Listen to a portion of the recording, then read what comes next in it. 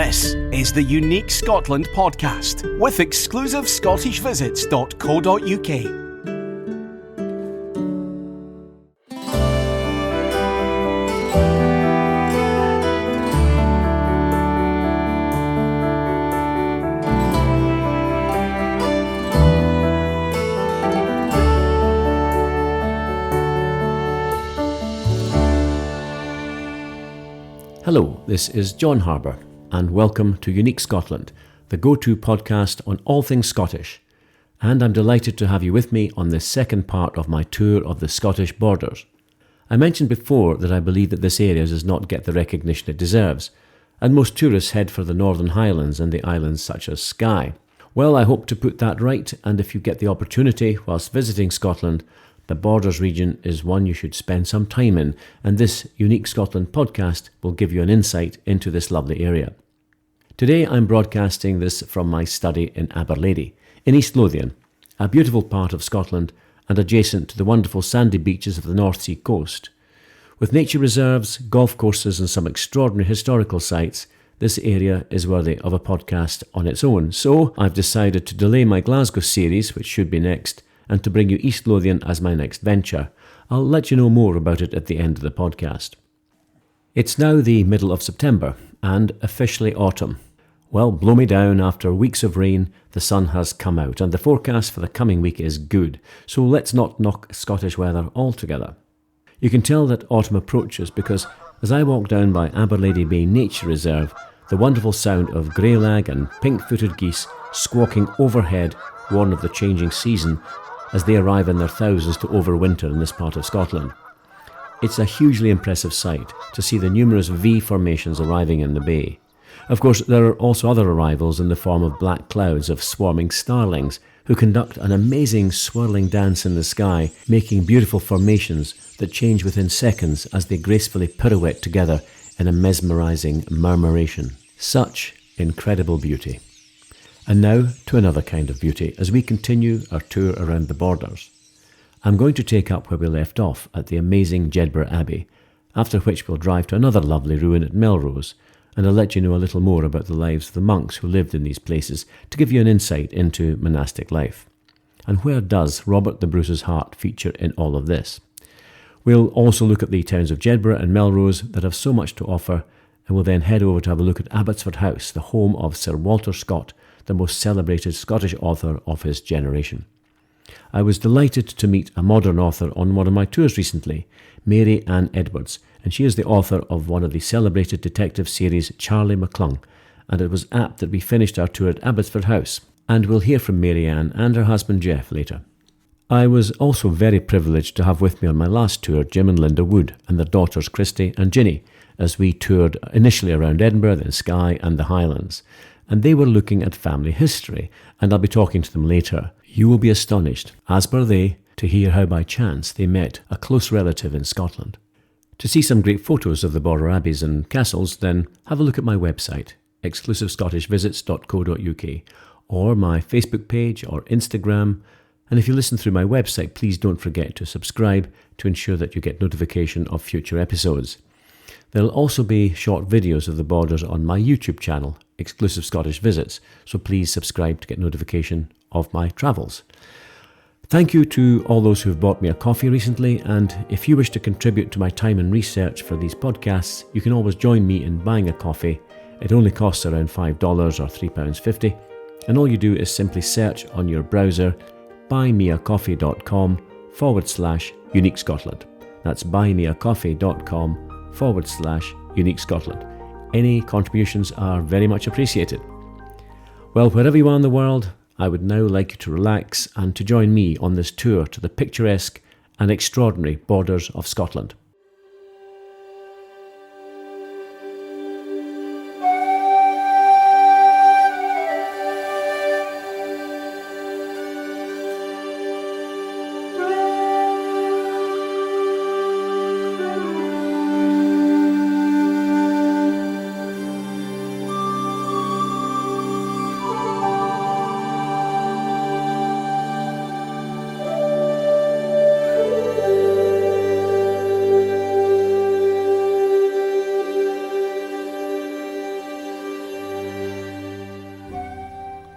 You will recall from episode 1 that we had just arrived in Jedburgh, with the extraordinary ruined abbey up on a mound overlooking the town with the Jed water running below.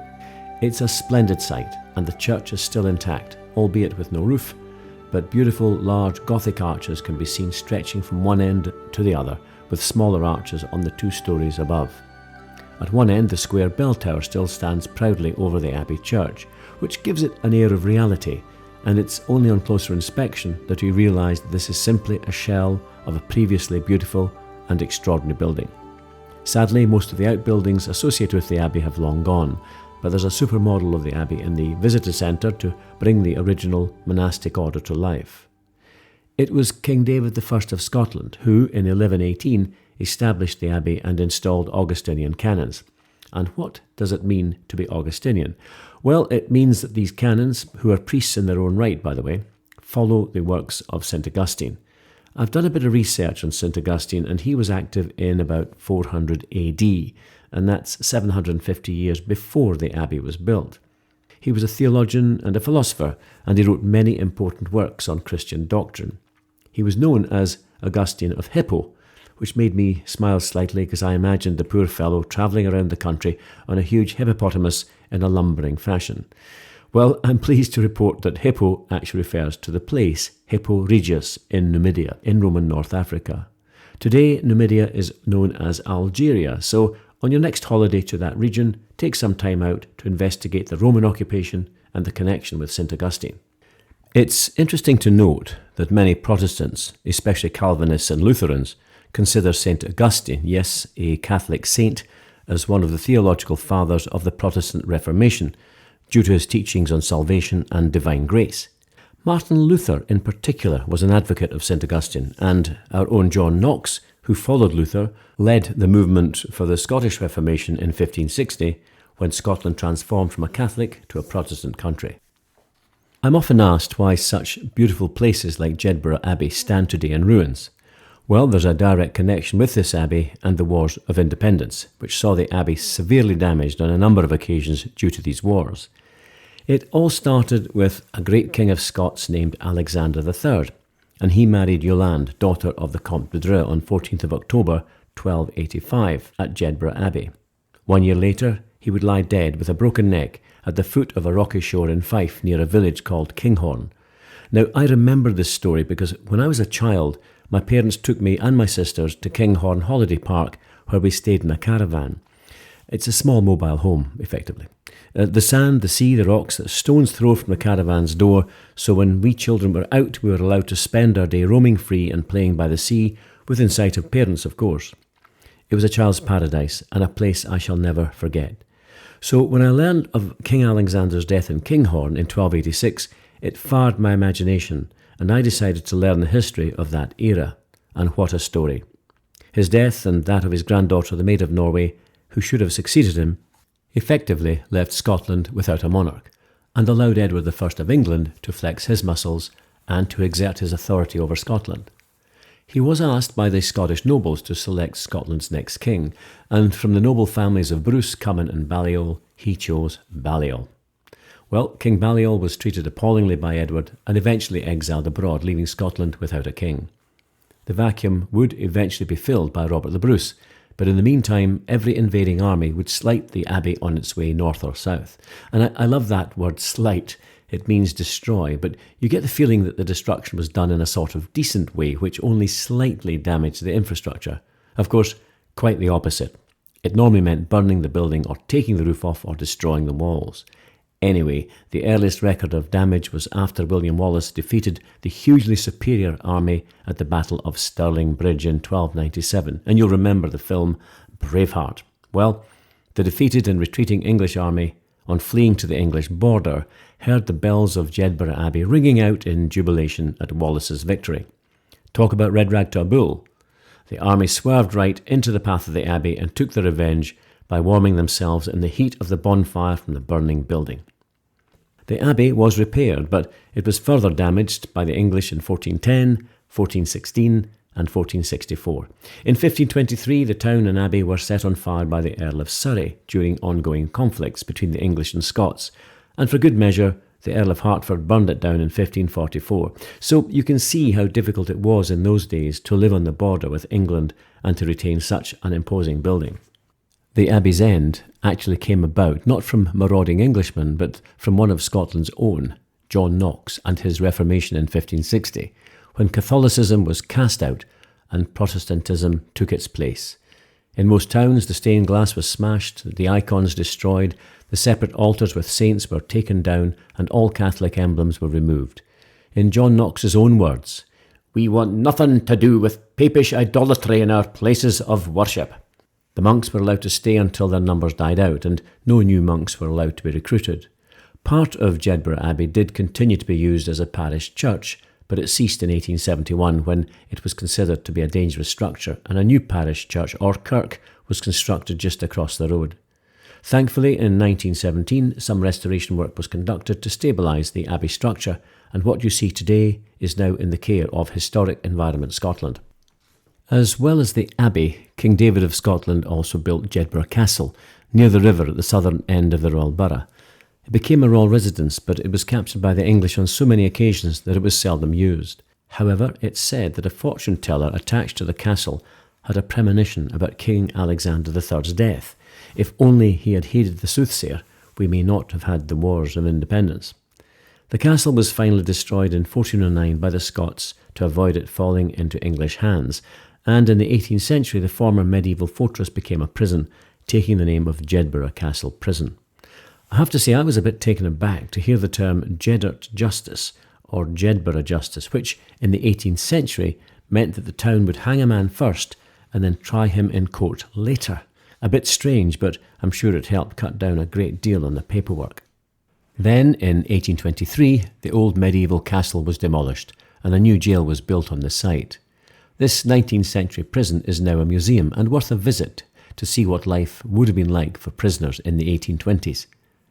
You can trace the history of Jedburgh with displays ranging from archaeological finds to the official town drum and its collection of weights and measures. An interesting place to visit when you are in the town.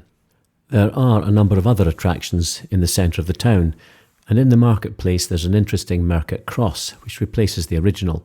It's called the Jubilee Fountain and was erected to honour Queen Victoria's Diamond Jubilee in 1899. Above the fountain rises a Gothic column, topped by the figure of a unicorn holding the borough coat of arms. And if you look closely nearby, you can see some cobblestones marking the place where the old Market Cross would have been. It's also a good place to stand to get an excellent view of the New Gate, a harrowed 18th century gateway built to replace an earlier toll booth or medieval courtroom and prison. The gateway is topped by a spire rising 118 feet with the inscription Newgate Clock Tower circa 1720, and within the spire is a ring of 3 bells. One was brought from the Abbey. Over the Newgate archway is a panel inscribed with the borough arms and the motto Strenu et Proper, or with vigour and success. Under the arch are doors to windowless prisoner cells, and on the next level up is a cell for condemned prisoners. The north arch of the pen bears the painted inscription Entrance to Bridewell Jail, and above it there is a simple date stone inscribed Newgate 1755. Right next door is Jedburgh Sheriff Court, which is an excellent example of an early 19th century county building in the neoclassical or Greek revival style. It was remodelled by the renowned architect David Rind. On the front is a plaque to Sir Walter Scott, who sat here occasionally in his capacity as Sheriff of Selkirkshire, dispensing justice for nearly 30 years until his death in 1832. We'll shortly be going on to see his family home, Abbotsford in Melrose, as we continue our journey. From this central marketplace, it's well worth taking a stroll to what is known as Mary Queen of Scots House. This is a lovely 16th century 3-storey rubble stone-built building with a 4-storey tower. It's believed that Queen Mary stayed here for a few weeks in 1566, and there are records of her paying around £40 for 3 weeks' rent, which I thought was very reasonable, and even considered renting the house myself. Of course, £40 in 1560 in today's money is worth around £17,000, so I've decided to give it a miss. To me, the more interesting story is the connection with her lover, James Hepburn, the Earl of Bothwell. Mary heard that Bothwell had been injured in a fight at Hermitage Castle, some 22 miles away from Jedburgh, and she took the hazardous journey on horseback over some very rough countryside and in appalling weather to go and visit him. On her return, she fell ill and nearly died. The reason for her illness did not go unnoticed among the Scottish nobles, and this just added to the general discontent about some of her actions while still married to Lord Darnley. Indeed, during her illness, Lord Darnley tried to visit Queen Mary at Jedburgh, but was prevented from doing so, and the intrigue goes on. I'll stop there because this incredible story of the troubled Mary Queen of Scots will be the subject of a separate podcast. So, after we've spent some time in Jedburgh, the most southerly of the Border Abbeys, we turn around and head north back up the A68 to visit the town of Melrose and have a look at the fine abbey there. On our journey on the A68, and on your left-hand side, you'll see the three peaks of the Eildon Hills getting closer as you approach the town. It's well signposted, and you'll turn left towards the A7 with Melrose at the next major junction on the right. Before we arrive at the town, you'll see a signpost for Newstead on the B6361 road, which is actually the site of an incredible Roman fort complex called Trimontium, or the Three Hills, and takes its name from the three peaks of the Eildon Hills that tower above the site. It was occupied in the 1st and the early 2nd centuries and was a huge army barracks. It sits around 60 miles north of Hadrian's Wall on the England-Scotland border, and also sits on Deer Street, the road built by the Romans to provide logistics to their outposts in the north. This Trimontium complex appears to have occupied some 49 acres, which compares with some other very important Roman sites. It's believed to have been a legionary camp, which would suggest a complement of around 5,000 Roman soldiers, so it was a hugely important staging post for Roman incursions into the north of Scotland. I watched a YouTube video recently called Trimontium Roman Fort, Newstead, which was taken from the air. The fields where the camp used to be are now filled with farmers' crops, but it's the crop marks that reveal a quite amazing array of lines showing exactly where the Roman camp lay and just how large it was. It was in 1846, during the construction of a railway line east of Newstead, that the builders discovered several trenches that contained Roman artefacts. It was clear from the finds that the railway engineers had stumbled across a considerable Roman site. However, it was not until 50 years later that an amateur archaeologist named James Curl excavated the site on behalf of the Society of Antiquaries of Scotland. The artefacts that he discovered were quite incredible, and it's testament to his work that so many of the finds are available to view in the local museum in Melrose and also the Museum of Scotland. A year after his discoveries, he published a paper called A Roman Frontier and Its People, and that remains the most decisive work published in Scotland for that period. He discovered more than 100 pits in which a huge array of artefacts were deposited, including domestic items, military equipment, and even a human body.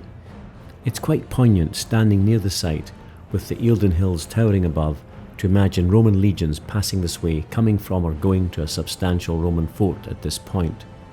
The site was extremely well chosen, built on a natural mound overlooking the River Tweed and at a crossroads for the traffic moving north and south along the River Leder and east-west along the Tweed. As fortunes and influence changed, the fort became a frontier post, a supply base, a reinforcements base, and with around 500 mounted troops, they could react to threats from any direction.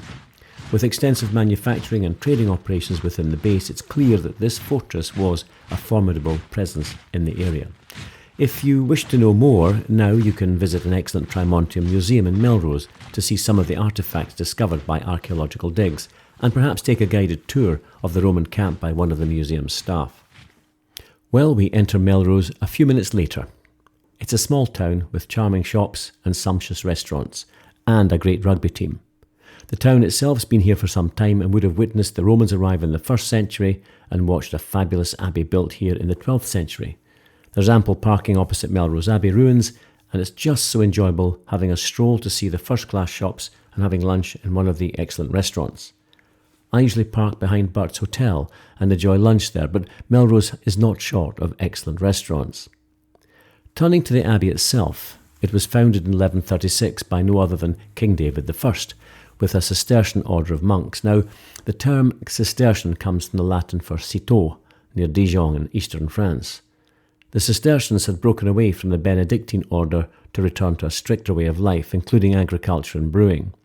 The monastery had around 100 monks, plus the abbot and other dignitaries. Melrose was the first Cistercian abbey in Scotland.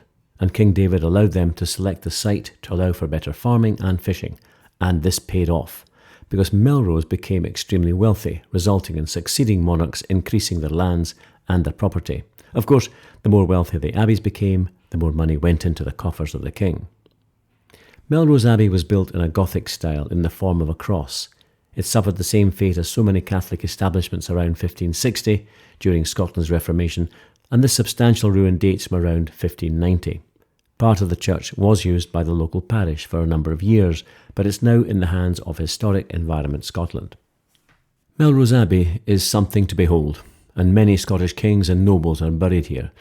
But the most interesting burial to me on this site is that of the embalmed heart of Robert the Bruce, Scotland's greatest king, and that was found here in 1921, near to the chapter house. As it happens, the rest of Bruce's body is buried in Dunfermline Abbey. The heart was enclosed in a 9-inch long cone-shaped lead casket, and when opened originally, contained a desiccated heart. What is known of the history of Bruce's remains is that before he died, he directed that his body should be laid to rest at Dunfermline, but that his heart should be sent to Jerusalem so that he could take part in a pilgrimage that he had never been able to do. And in those days, it was important to have been on a pilgrimage to the Holy Land. But sadly for Bruce, he'd spent most of his time fighting for his country's independence. It's believed that his good friend, Sir James Douglas, hung the heart of Bruce around his neck when he embarked on a voyage to the Holy Land. Sadly, Douglas never made it, as he was killed at Tiba, near Andalusia, so the heart was returned to Scotland and interred at Melrose Abbey, and you can see the place of the burial, which is well marked at the side of the chapter house. The abbey had around 100 monks, and using new farming techniques, developed an incredible wool marketing trade with connections across Northern Europe. The town of Melrose grew up around the abbey, and now the town benefits from the romantic ruins right in this centre. And there's lots to do in Melrose. For example, if you're a hiker, then walk up the Eildon Hills, strongly recommended, for fabulous views across the border countryside. Of course, I should have mentioned another long-distance footpath walk called the Border Abbey's Way, which is a circular walk around the Scottish borders and takes in Kelso, Jedburgh, Melrose and Dryburgh Abbeys. It's around 68 miles long, 109 kilometres, and is a very pleasant way to spend a weekend in this lovely area. The route also passes through the border towns of Hoyk and Selkirk, and close to Abbotsford, the home of Sir Walter Scott. It was opened in 2006 and links up with 4 of the other great trails, the Cross Borders Drove Road, the Romans and Reivers route, St Cuthbert's Way, and the Southern Upland Way, and more about the Reivers shortly. Well, it's now time to leave Melrose and head back to Edinburgh via the A7, but before we do, we can't leave the borders without visiting Sir Walter Scott's house at Abbotsford, a stone's throw from Melrose. Scott's decision to live in the borders was not surprising, as that's where he was brought up and learned so many of the stories that would fill pages of his future books. He was also Sheriff Deputy of Selkirk, a town not far from Abbotsford, and when he bought Clarty Hole, as it was nicknamed, he had a vision of living in his own castle, designed in his own style, which encapsulated almost every architectural detail of the history that he described in his books. Sorry, you might have heard a dog barking in the background. I just opened the window just for a moment, and it's little Willow next door, a wee terrier, that decided to have a bark to himself. So thank you, Willow, for your interjection. Anyway, to continue about Scott, he himself described the resulting building as a sort of romance in architecture, a kind of conundrum castle to be sure. And when you look at Abbotsford today, it has so many features of the past with a Scottish baronial style that includes turrets, stepped gables, arrow loops, holes, crosses and crenellations that are found on so many mock castles of the 19th century. But inside is a treasure trove of historical artefacts, gathered by Scott to reflect almost every historical incident of the past. He has suits of armour, medieval weapons, an old lock taken from the toll booth in Edinburgh, as well as the huge key, oak-panelled ceilings with coats of arms, and much more. And it's interesting to note how many of these artefacts actually featured in his books. The house gives a real insight into Scott's character and is a must-visit if you're in the area. In my previous podcast, Borders Episode 1, I mentioned Scott and where he was born in Edinburgh and how he was raised in the Borders. Well, this house is where he died. It was a sad ending for such an amazing man. Effectively, he had invested in a printing business and, during a UK-wide banking crisis in 1825, his Ballantine printing business collapsed with debts of £130,000, or 13.5 million in today's money. Now, he could have declared himself bankrupt and moved on, and he was offered actually much financial support from friends, even from the king himself, but Scott was too proud to do either, and he declared that he would continue to write to clear his name. He placed his house and income in a trust belonging to his creditors and set out to write his way out of the debt. To add to his burdens, his wife Charlotte died 1 year later. Well, he kept to his word, and between 1826 and 1832, he produced 11 works of non-fiction, 6 novels, 2 plays and 2 short stories. The non-fiction work included The Life of Napoleon Bonaparte and 2 volumes of the history of Scotland, an incredible achievement in such a short time. As time went on, his health started to fail from his extreme work schedule, so in 1831 he took time off to voyage to Malta and Naples on board HMS Barham, a Royal Navy frigate put at his disposal. Such was the esteem of this man. He was celebrated everywhere he went. Sadly, on his return home, disaster. He took a steamboat called the Prince Frederick and had a major stroke near Emmerich in northwest Germany. He was just well enough to return to Scotland and his beloved Abbotsford, and, as he could not climb the stairs to his bedroom, he asked for his bed to be placed by the window in the dining room where he could look out onto his beloved River Tweed. A short while later, on 21st of September 1832, he died, aged 61. His grave can be found at Jedburgh Abbey alongside his wife Charlotte. Although he had not cleared all his debts by the time of his death, his novels continued to sell, and the money raised was able to ensure that all his debts were discharged not long afterwards. I have to say, I do love visiting Abbotsford with its quirky architecture, wonderful garden, and the innumerable collections of artefacts inside this conundrum castle, as Scott himself called it. Nearly every item on display has appeared in one of his books, but I suppose I like to visit just to get a feel for the place where this great man penned his masterpieces, and to try to get a sense of how his work affected every aspect of Scottish life and history in the 19th century. This is a must-see on your visit to the Borders. Hi John, coffee? An excellent time to take a break. Yes, please. Well, that was Pam just popping in to ask if I'd like a coffee, so I'll take a quick break. And as I mentioned at the beginning, you can contribute to the podcast by buying a coffee, and you just go to your browser, buymeacoffee.com/Unique Scotland. So I'll be back very shortly.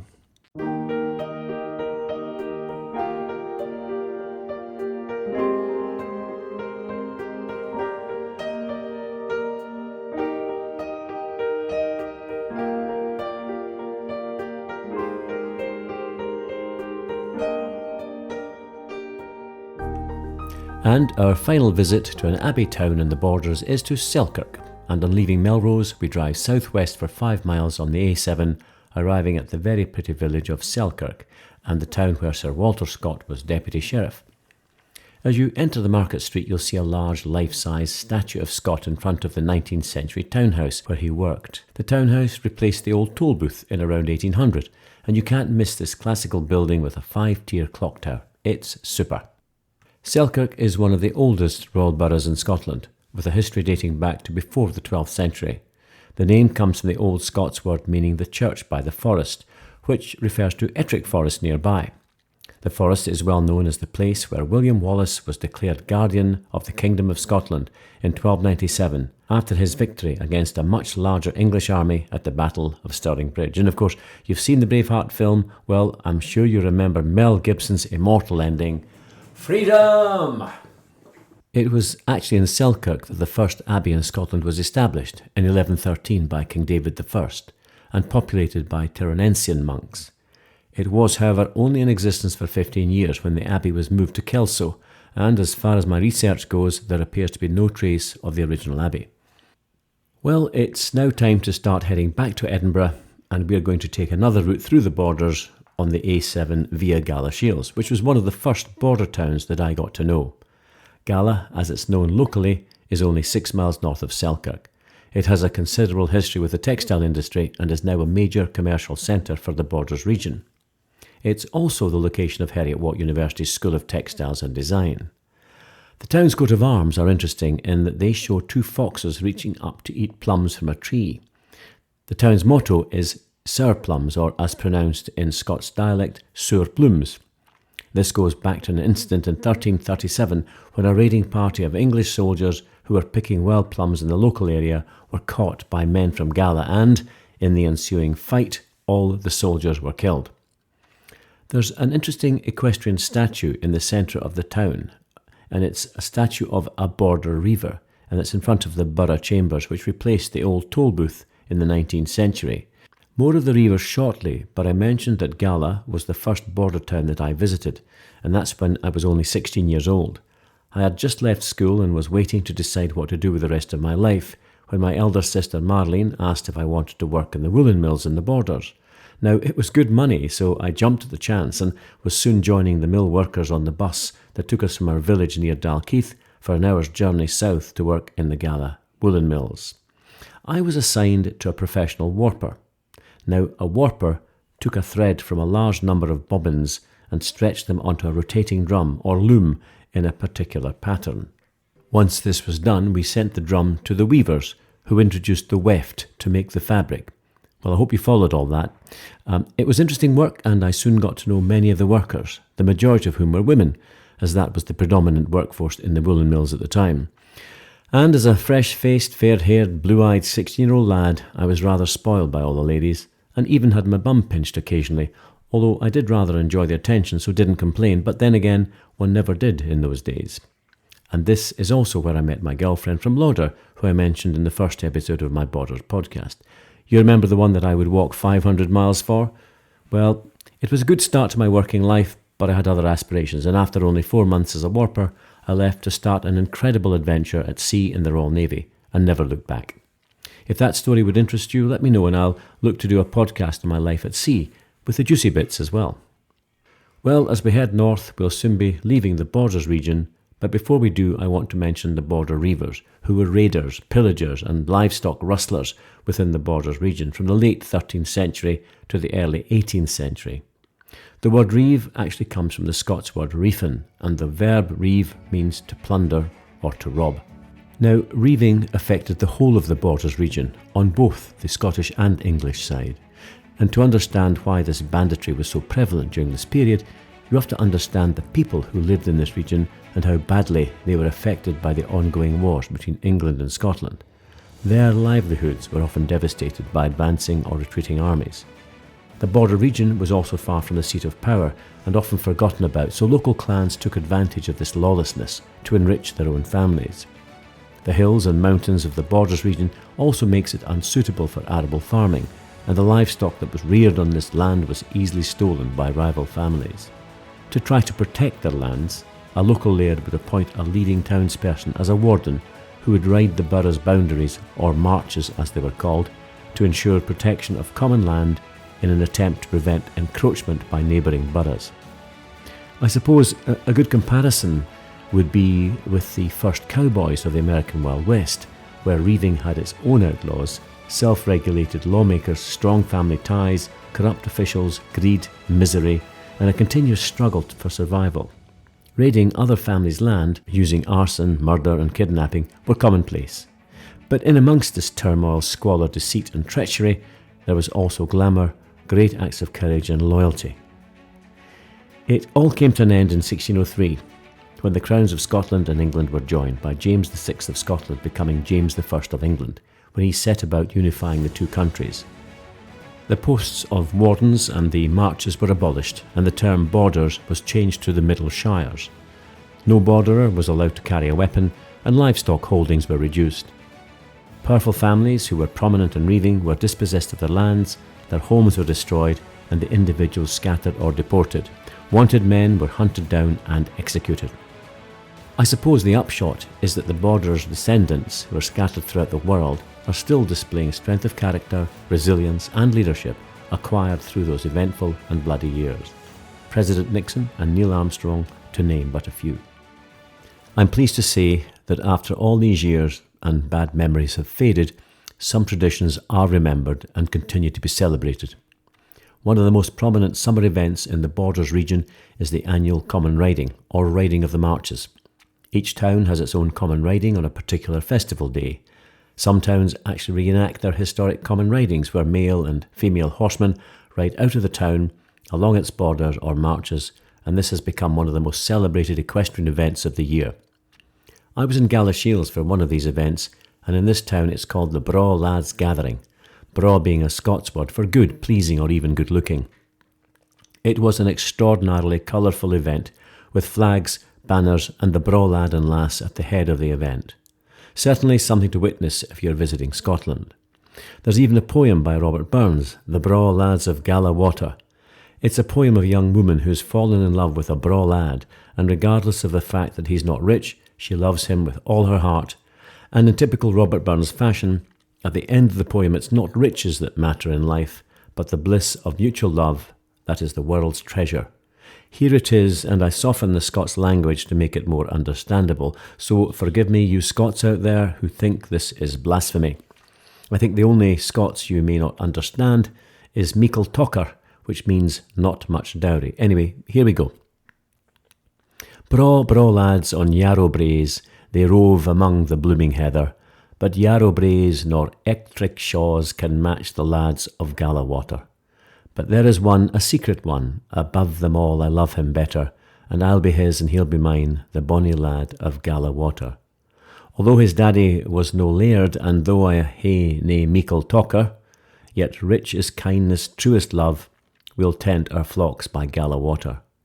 It never was wealth, that coft contentment, peace or pleasure, the bands and bliss of mutual love, oh that's the chiefest world's treasure. And thank you again to Robert Burns, Scotland's national bard, for a lovely poem and for reminding us all that money can't buy you everything. Well folks, our drive north from Galashiels will see us pass through the coal mining towns of Gorebridge and Newtongrange, where I grew up, and 40 minutes later we arrive back in Edinburgh to end our tour of this amazing part of Scotland. I do love to share this Scotland with you in my podcasts, and I appreciate all the kind words from people from all over the world. As you can imagine, a lot of research as well as personal knowledge goes into the work, and if you would like to contribute in a small way, you can always join me in buying a coffee for around $5 or £3.50 by searching buymeacoffee.com/Unique Scotland. And that will take you to a payment page. It's easy peasy, buymeacoffee.com/Unique Scotland. Any contributions are much appreciated. Well, before I leave you, I'd like to give a shout out to two groups of guests who've travelled with me through Scotland recently. The first is a family of 4, Jim and Linda Wood, and their 2 daughters, Christy and Ginny. And a special shout out to Josh, Ginny's son, who could not travel to Scotland this time. Josh, we're thinking of you, and we do hope you can make it to Scotland one day. You'll hear from them shortly, but I just have to share an incredible story of how they met a near relative that they never knew existed.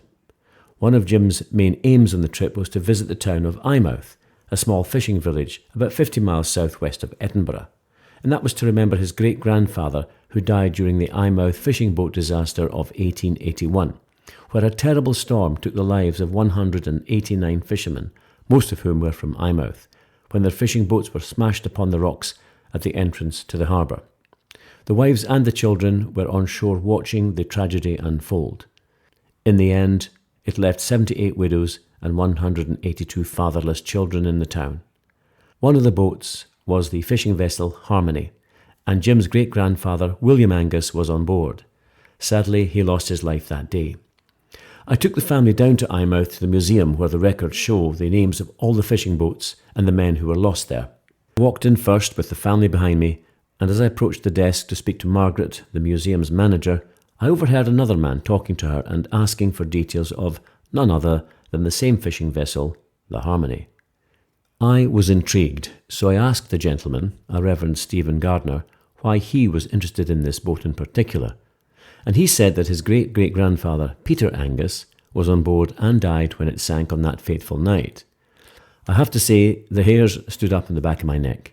It was just too much of a coincidence. His great-great-grandfather, Peter Angus, and my guest Jim's great-great-grandfather, William Angus, died that night, and both from the fishing vessel Harmony. I said to the gentleman that he should be prepared to meet a long-lost cousin when Jim and the rest of the family walked in. They shook hands, and, after comparing notes, it was confirmed that their respective great-great-grandfathers were brothers. Well, you could have knocked me down with a feather. What an amazing moment of serendipity. The brothers died side by side on the fishing vessel Harmony in 1881, and 140 years later, Their grandchildren, one from Northern England and one from North America, total strangers, should happen to visit their resting place at exactly the same time. I have to say that I felt extremely honoured to have witnessed this very special moment. Well, there were hugs all round, and as you can imagine, a few tears as well, and I'm pleased to say that they'll be staying in touch for some time to come. Before the family flew back to the USA, I had a chance to discuss the tour over the past 10 days, and I asked them what was the highlight of their time in Scotland, and this is what they said. I'm just dropping the Wood family off now, and we've had a great time. But Jim, what was the highlight for you? The main purpose of our trip was to introduce our daughters to our family and learn about our family history. And along the way, we encountered some relatives that we didn't even know existed. So it was in Eyemouth and in Inverary where we met relatives face to face. It was wonderful. The one thing that I also liked, if I might, is the Scottish people. They're down to earth, they're basic, they're friendly, and they're real. They're not phony. So we really enjoyed meeting the people that we did. Thanks, Jim. Linda, your highlight? There's so many, but I loved all of the lammies that we saw and the beautiful forested areas and the flowers and meeting the Scottish people in person. Fabulous. And Ginny? Well, our time in Eyemouth was definitely the most poignant and certainly unforgettable, but I really enjoyed the scenery and the drive around Skye. Just spectacular. Thank you, Ginny. Christy? I also have to say there is nothing that compares to the experience we had in Eyemouth. And likewise, the scenery in Scotland and on the Isle of Skye was fabulous. But I have to say the Cairngorm Mountains were beautiful, and the heather was in bloom, and it was spectacular. Super. Well, Pammy and I, my co-driver and also co-host, have thoroughly enjoyed your company. So thank you so much to one and all. So bye for now. And shout out to Jordan from Glasgow, who's with the Porsche dealership. He was quite enjoyable. That's a guy they met in a pub one evening, and sounds like quite a character. So Jordan, if you're listening to this, well done, sir. Thank you, guys. Bye-bye for now. And my very best wishes to the Wood family. And Josh, we're thinking of you. My next guests were also from America, and they travelled with me, running out of Edinburgh for a couple of days, and they were Mary Ann and Jeff Edwards. On the first day, we went to the wonderful area of the Trossachs next to Loch Lomond in the south of Scotland. The second day, we visited the Borders area, and I made sure that we visited Abbotsford House that I mentioned earlier, the home of the great Scottish writer Sir Walter Scott. My main reason for ensuring that we visited Abbotsford was that Mary Ann is an author herself. She writes murder mysteries, the Charlie McClung series, and if you haven't tried them, then do. They're gripping detective stories that will keep you guessing until the end. Her first book, Brilliant Disguise, is an absolute cracker, but it was inspired by a horrific real-life incident when she received the terrible news that her sister Sherry had shot herself and was in a life-threatening condition. Later, at the hospital, 2 surgeons confirmed that she had indeed been shot, but it was in the back. So how could she have shot herself? It's an intriguing read, and you will be astonished when you find out who the main suspect was. And remember, this is a take on a real story. Well, thank you for sharing this with me, Mary Ann. And as I said, one of our last visits on our tour was to the fabulous Abbotsford House, and I could see how connected Mary Ann was to a fellow writer. I asked her how the trip had gone. Well, we've just left Abbotsford House, and I have to say it was an absolutely super visit. Mary Ann and Jeff are with me at the moment, just heading back to the car before we head back to Edinburgh to finish our trip. And give me a few words as to how you felt for the last couple of days, Mary Ann. I felt pampered. I mean, I didn't have to think about anything or worry about anything, and I saw so many great sights. Now I have to go home and make my own very Scottish flower garden. But everything was just super interesting. I mean, it was just things that I've never seen before, and hopefully I may see them again. But the countryside, the museums, just everything was just absolutely superb. Thanks to John and Pammy. Well, thank you so much. I mean, and as an author yourself, yes, of the McClung series, yes, But having seen Abbotsford House, the great Scottish writer Sir Walter Scott, what do you reckon? I want the house. You want the house? I need my library to look like that. I want a little sliding door or whatever. That's just my dream library right Fantastic. there. And Jeff, of course, walking slowly behind you. Any comment, Jeff, on your little last 2 days? I agree. I love it. It was wonderful. You think you know about Scotland and what you see and what you read, and just getting that in-depth tour without being overwhelming. Everything was interesting. Sir Walter Scott, I think the house reflects the man. It is interesting, to say the least. It's been a great couple of days and great tour. We appreciate it. That's my pleasure. So we're just jumping in the car now and heading back to the Auld Reekie, Bonnie Edinburgh. Thank you. And that was Mary Ann and Jeff Edwards, and very best wishes to you both. I know you got home safe, and hopefully we'll see you back in Scotland again. Well, my next adventure will take me, or should I say us, to East Lothian, an area along the coast of the east of Edinburgh, from the town of Musselburgh, through Longnidrey, my own village of Aberlady, Gullen, North Berwick, all the way down to Dunbar. To the south of the country we have the southern uplands mentioned in episode 1. East Lothian has some amazing coastline, fabulous beaches, with a seabird colony on the Bass Rock with 150,000 northern gannets, which is the largest gannet population in the world. There's castles, grand houses, and an aircraft museum housing a Concorde aircraft, and golf courses galore. There's great history too, with Bonnie Prince Charlie scoring a hit against the British Army at Preston Pans, and Mary Queen of Scots' final downfall on Carberry Hill near to Musselburgh. So don't miss this episode covering a superb part of Scotland.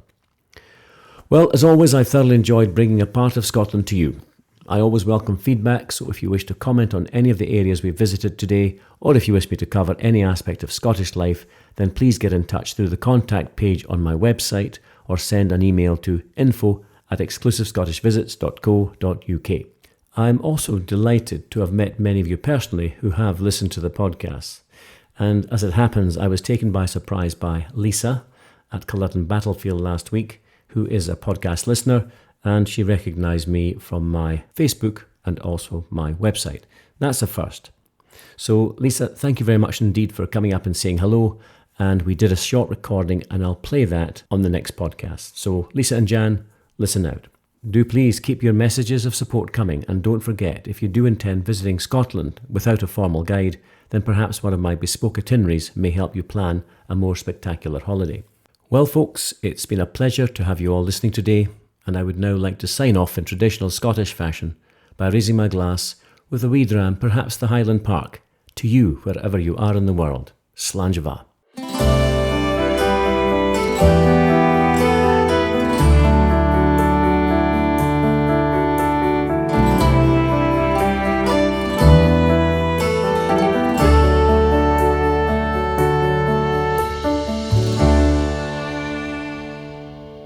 You've been listening to the Unique Scotland podcast with exclusivescottishvisits.co.uk. To receive all our episodes automatically, please subscribe now.